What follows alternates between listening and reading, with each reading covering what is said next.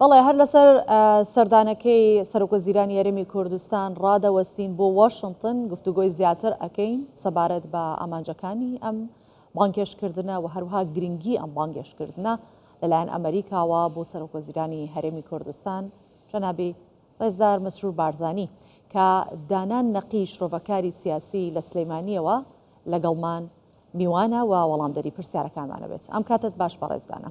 پێش هەموو شتێک با بزانین لە کاتێکدا سەرۆکوەزیران مسرور بارزانی بانگێشتی ئەمریکا کراوە لە واشنگتنە کاتێک کە ڕۆژەڵاتی ناوەڕاست بە دۆخێکی زۆر ناسەقامگیرا تێ ئەپەڕێت. ئەمە چواتایەکی لە پێشتە و ئەو پشتیوانیانی کە ئێستا ئەمریکا دەری بڕیوە لاوتەکان کە گوێبیستی بووین چ کاریگەریەکی دەبێت لەم دۆخەتە؟ پێش هەموو شتێکم سەردانە گرنگی خۆی هەیە بۆ هەرێمی کوردستان و وەک دەزانین هەرێمی کوردستان لە ئێستادا ڕوبەڕووی گەماروەیەکی سیاسی و ئیقتصادی و هەنگاویش هەڵدەگیرێ بۆ ئەوەی لە ڕووی سەربازیەوە وەلا بخرێت و سەردانەکە بە تەسەوری من فرەڕەهەندە بۆ هەرێمی کوردستان و بۆ خودی سەرۆکوەزیرانیش. ئەمریکا دەیەوێ هاوپەیمانیەتی لەگەڵ هەرێمی کوردستاندا بەردەوامی پێ بدات وەک لە پەیامەکەی بەڕێز وەزیری دەرەوە بەڕوونی دوو پەیامی هەبوو. یەکێکیانەوە بوو کە جەختی لەسەرەوە کردەوە کە ئەمریکا وەک هاوپەیمانێکی استراتیژی سەیری هەرێمی کوردستان دەکات لە نێو عێراقدا و دەیەوێ بیشی پارێزێت و پەیامی دووەمیشی ئەوە بوو کە کوردستان بۆ ئەمریکیەکان گرنگە و داوای ئەوەیشی کرد کە هێزە سیاسیەکان لە هەرێمی کوردستان بە سەرکردایەتی پارتی دیموکراتی کوردستان و یەکێتی نیشتیمانی کوردستان یەکگرتوو بن بۆ ئاڵنگاریانەی کە لە داهاتوودا ڕوبەڕوویان دەبێتەوە. باشە. هەڵبەتە هاوپەیمانێتی ئەمریکا لەگەڵ هەرێمی کوردستان وەکوتمان فرەڕەهەندە ڕەهەندەکانیشی سیاسیە، سەربازیە و ئابووریە.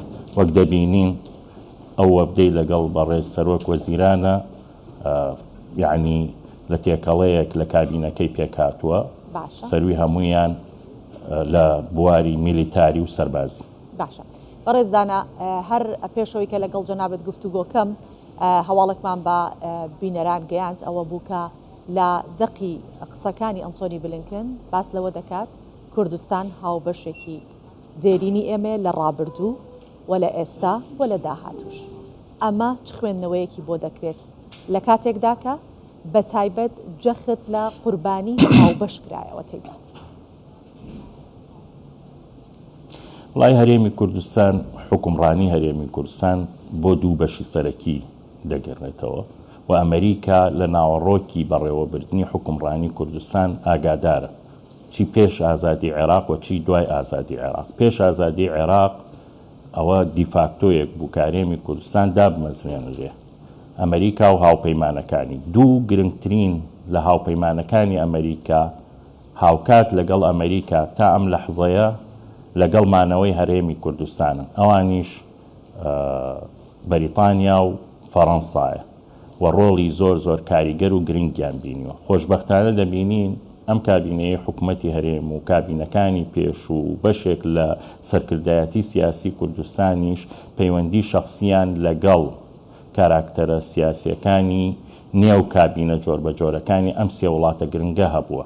بۆیە ئەمریکا لەوە تێدەگات دوای ئازادی عێراقیش کوردەکان ڕۆڵێکی زۆر بەرچاویان هەبووە، یعنی ئامادەگیەکی گرنگیان هەبووە لە ڕووی سیاسی و لە ڕووی سەربازی و هەلیشیان ڕەخسانوە بۆ ئەوەی ئەمریکیەکان بە تەواوەتی لە عێراق و سروشتی عێراق تێبگەن، هاوشان لەگەڵ چەند سیاسیەکی گەورەی عێراقیە. بەڵام لە ئێستادا هاوکێشەکان گۆڕانکاری بەسەردا هاتووە، ئەوانەی کە ئێستا عێراق بەڕێوە دەبن لە ڕاستیە کەمتر زانیاریان لەسەر مێژوو هەیە و لەسەر دامەزراندنی عێراق هەیە دوای ئازادی عێراق. باشە. ئەوەی کە زۆر گرنگە باسی بکەین دەبینین کە ئێستا هەرێمی کوردستان لە هەموو لایەکەوە لەلایەن عێراقەوە بەتایبەتی لەلایەن دادگای فیدراڵی عێراقەوە فشاری بۆ دەهێنرێت. ئەم سەردانەی سەرۆکوەزیرانی هەرێمی کوردستان بۆ واشنگتن و وتەکانی ئەنتۆنی بلینکن و پشتیوانیەکانی چ پەیامێکی لە پشتە بۆ دەسەڵاتدارانی عراقی بە تایبەتی دادگای فیدراڵی کە کۆمەڵێ یاسای سەپاندووە کە ئەسڵ بۆ خۆی نایاسایین ئەوانی کە ئەو بڕیارانی کە ئەی سەپێنێت چی لە پشتە ئەمە؟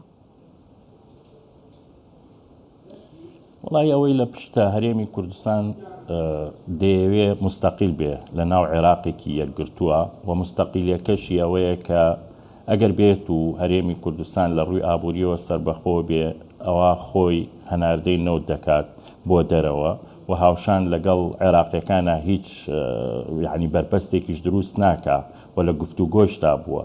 ئەمە ڕەهەندێکە بۆ نمونە لە لای ئەمریکەکان گرنگی خۆی هەیە هەم بۆ بازاڕی وزە کە هەرێمی کوردستان سەرچاوەیەکی باشە بۆ دابینکردنی نەوت بۆ بازاڕی دەرەوە و کاریگەریشی دروست کردووە دوای وەستانی نەوت و هەم هاوکاریکردنی عێراق لەلایەن هەرێمی کوردستانەوە بۆ دابینکردنی وزە بۆ بازاڕی جیهان ئەمە وای کردووە کە ئەمریکایەکان قەلق بن لەوەی کە نەوت ئێستا وەستاوە یاوەخو هەرێمی کوردستان ڕاستەوخۆ نەچێتە ناو گفتوگۆکانەوە لەگەڵ عێراقا بۆ دابینکردنی وزە.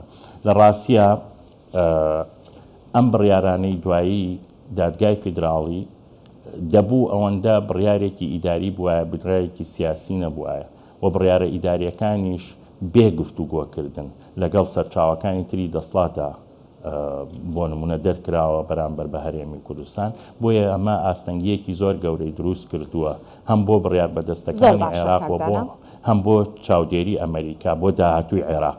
ئەگەر بێڵی من بەس یەک تۆز بە خێراتر ئەگەر بکرێت چکە پرسیارێکی دیکەمانەوە کاتمان کەمە.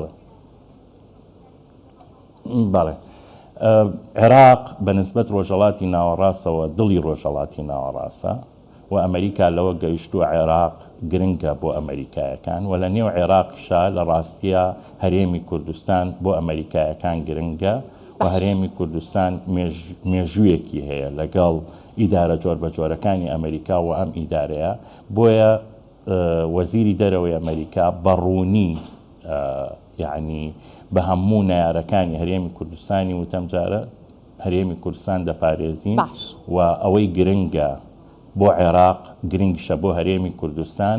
باشە کاکدانا ئەگەر بینە سەر گرنگی ئەو پەیامەی ئەنتۆنی بلینکن بۆ هەرێمی کوردستان لەلایەن وڵاتانی دراوسێەوە کە جار نەجار دەبینین هێرش دەکەنە سەر هەرێمی کوردستان چ پەیامێکی بۆ وڵاتانی دراوسێ بە تایبەتی ئێران کە لە ماوەی ڕابردوو هێرشی ناڕەوای کردە سەر هەرێمی کوردستان چ پەیامێکی لە پشتە بۆ ئەوان؟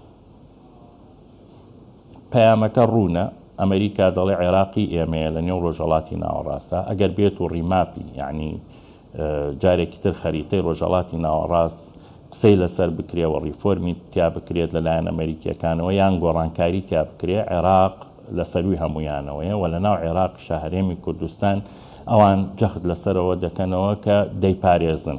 بەڵام هەرێمی کوردستان خۆشبەختانە قەت بیری لەوە نەکردوێتەوە لە پاڵ ئەم پاڵپشتیەی ئەمریکایەکان بۆ لایەنی سەربازی و گرنگیدان بە گەشەکردنی سەربازی بۆ هەرێمی کوردستان دەیەوێ ئاشتیانە مامەڵە لەگەڵ دەراوسەکانی بکات و هەروەک چۆن لە ڕابردووە چ پێش ئازادی عێراق و چی دوای ئازادی عێراقیش سەرچاوەی ئاڵوگۆڕکردنی گرنگی ئابووری بووە بۆ وڵاتێکی وەکو ئێران و بۆ تورکیاش و سەرچاوەی سەقامگیریش بووە بۆ پاراستنی سنوورەکانی. من پێشم وایە دوای ئەم لێدوانەی ئەمریکا و سیاسەتی خارجی ئەمریکا بەرامبەر بە هەرێمی کوردستان زیاتر دڵنیایی دەداتە عێراق و دڵنیایی دەداتە تاران و دڵنیایی دەداتە ئەنقەرە ببوورە بۆ ئەوەی کە ئەو دەیەوێ بمێنێت وەکیانێک بێ لە ناو عێراقدا و سەرچاوەی خۆشگوزەرانی و ئاشتی و پێکەوە ژیان بێ بۆ هەموو عێراقیەکان. بەڵێ سوپاس دەکەین دانا نەقیش پێچەوانەکەی وەک هێزێکی هەڕەشە بۆ دەوڵەتانی ناوچەکە ئەوە دوورە لە ڕاستیەوەم پێم وانیە لە ئەجێندای سیاسی هەرێمی کوردستاندا بێت. سپاس پەیامتان گەیشت دانا نەقیش ڕۆڤەکاری سیاسی لە سلەیمانیەوە لەگەڵمان بوویت دووبارە سپاس بۆ جەنابەت.